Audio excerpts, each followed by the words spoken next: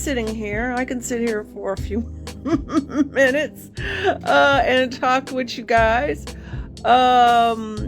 Is there any questions you want to ask? Because that was kind of like the show going to be today. Hi, Carl.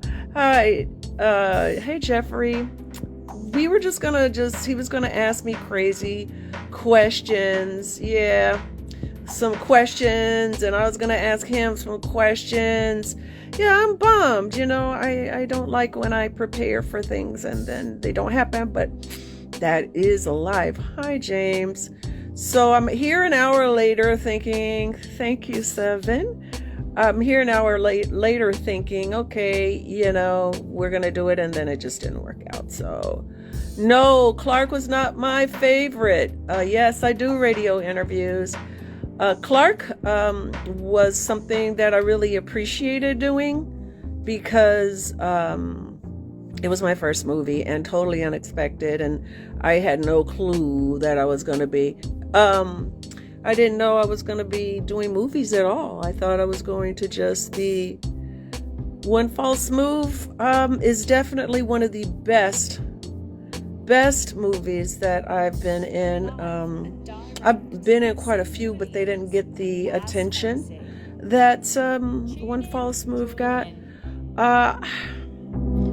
It's really hard to say which character. If I'm going to be honest, who was the actor or actress you worked with, you enjoyed working with and learned from the most?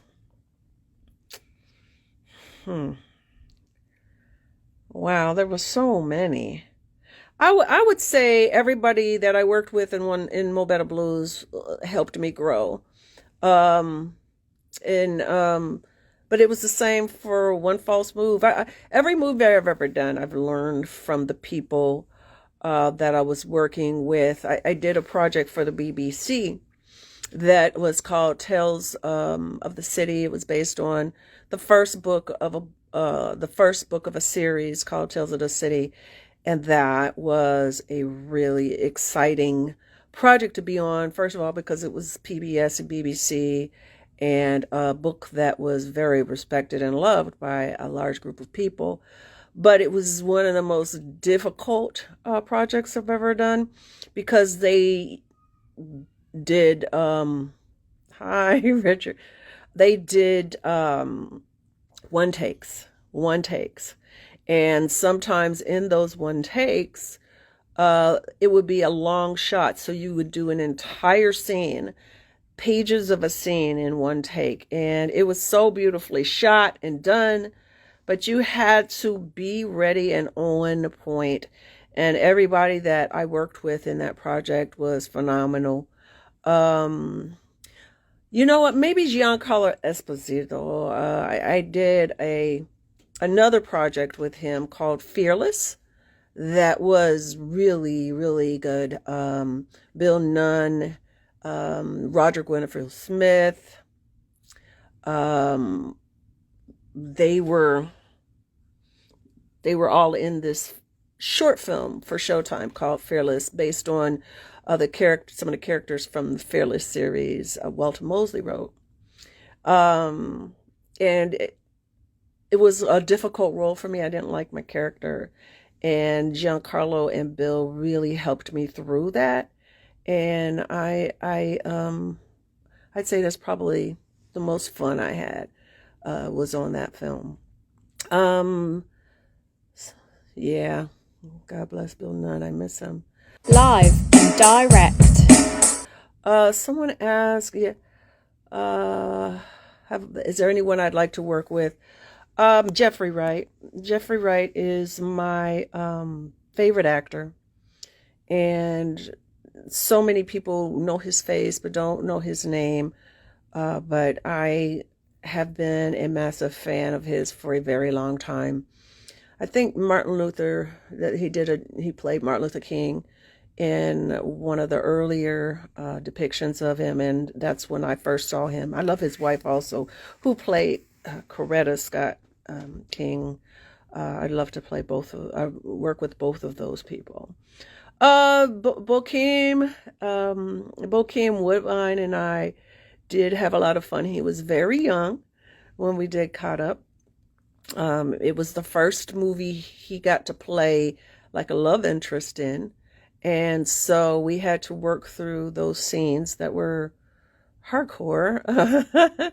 But by then I had done a few movies with sexuality and all that. So I was able to help him through that, get him through it because he was very nervous. But I think he did a great job. Let me see. Although you do so many things, how do you deal with procrastination? Oh, Reggie. Well, I've always been the type of person that likes to do the hard things first. Um, and in small chunks. I don't know why. I don't know if it's an authority thing, but I always had this thing where I was always kind of tripping about authority figures, and maybe because the authority figures in my life were so strong, and I was taught to be quiet and all of that. So my biggest problem with procrastination is when I got to deal with red tape situations. I got to talk to somebody in the IRS. I got to talk to somebody with insurance. And sometimes I'll procrastinate because I have this silly fear that comes up in me that I'm only starting to understand about myself. And once you recognize something about yourself like that, then you can't not move forward and grow. You can't not tackle that kind of stuff. So now I pretty much just dive on in there and do things. I take care of my business right away. If I have something difficult to do, I get it done first and leave myself the easier things for later, because I will get it done. And once I get the hard things done, it's easy to get the smaller things done. Hi, James. He asks, what advice do you give to up-and-coming actors? Hi, Leopard Angel. Up-and-coming actors, it's a different world than it was when I was coming up. Building a platform on multiple platforms is very important these days. You can't really just hope for an agent or someone that's casting to see your picture and resume anymore. They don't care about that as much as they care about your following, how many people follow you, how many people listen to you, watch you, support you, and might buy a ticket to see you in something. So you have to build a platform and believe in yourself and be diligent. Don't procrastinate, right? And that will help you on your journey. Boycott on HBO. Yes, that was that movie. Oh, golly, that was when I was like, I got to work with him. Control Freak said you worked with Denzel and it don't get no better. Yeah, Denzel, of course, there was a lot to learn from him. He had done a few things by then, but I had been acting a lot longer than he had. Because I always did. I was, a theater girl. Grew up in the theater, doing all of that. And Denzel didn't start until college, but he had this natural ability. And just so comfortable in front of a camera. And I definitely watched him for tips. Chris, hi. Let me see. Hi. Okay, Ebony, that's your name. Okay. Is there a current book or autobiography in the future? Well, I did do a book. It's been a while. It was called Pink Panty Confessions. It was my memoir, and that's on Amazon. It was a memoir, insights, and poetry that I wrote, and I actually got almost to the end of a second book and just never had time to finish it because along with the acting and the music and all of that and just making money to live, I started writing screenplays. That's my bread and butter these days. So my own writing work for myself kind of stalled out. So hopefully. Who inspired me to become an actor? My uncle. His name is James Williams, and when I was a kid, he was actually a professional singer. But thank you so much. I'm not sure what your name is, Mets fan, but thank you. I learned so much from him, and he is a great actor. He's still acting. He's amazing. As a matter of fact, I'm getting ready to shoot him on a little um, documentary about him and his life and the things that he's gone through. He's getting up there in age. My father recently passed, and he's next in line age-wise. So we want to get some stuff shot on him, and that's what I'm going to do. Thank you, Jason. Thank you. Um, and so yeah, I would say that of anyone, because when I was we really didn't have a whole lot of money to be going to movies.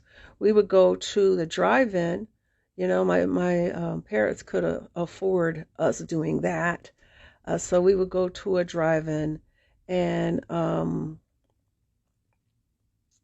and I would see movies then, but that's not kind of way you really learn about that stuff.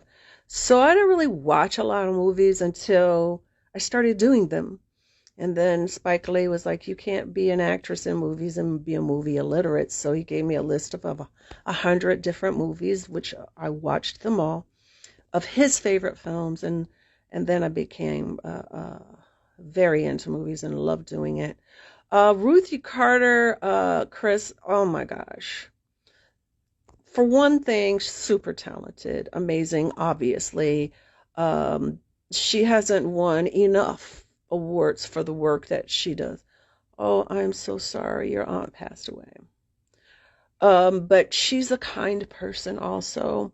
I really love it when I meet people in the business that are beautiful people as well as talented people.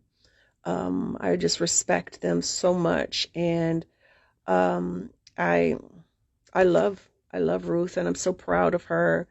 And I always wanted to work with her again, and I don't know if that'll ever happen, but I am thankful for the time that we did have together. It was awesome.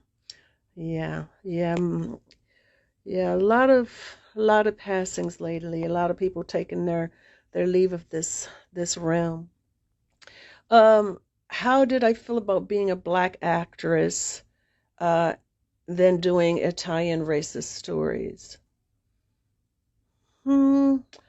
I'm not really sure what that question means. How do I feel like being a black actress and doing Italian racist stories? I'm not sure what that means. Uh, Being an actress of color in any in this business, and or actually anything, is a uphill battle, but one that I was willing to take. And there were so many people before me who had a much more difficult time than I ever did. So I really don't believe in complaining about things like that. I just believe in changing things like that, by never giving up, staying true to my craft, doing the best that I can, and excelling no matter what. And now I'm creating my own uh, projects and doing things myself, so I can tell the stories that I want to tell, and I've never been able to tell through being hired by someone else. Live and direct. I had a whole list of questions that I wanted to ask Baz, and I know he had a list. We wanted to get away from just talking about my entertainment stuff, but talk about, deeper and more universal subject matters.